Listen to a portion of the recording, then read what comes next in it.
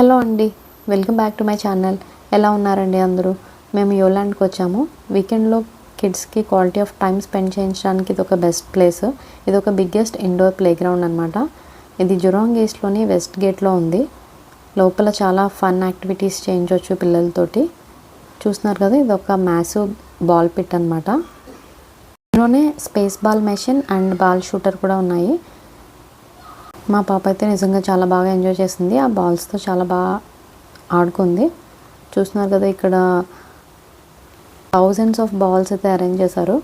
ఇందులోనే స్లైడింగ్ కూడా చేయడానికి పెట్టారనమాట.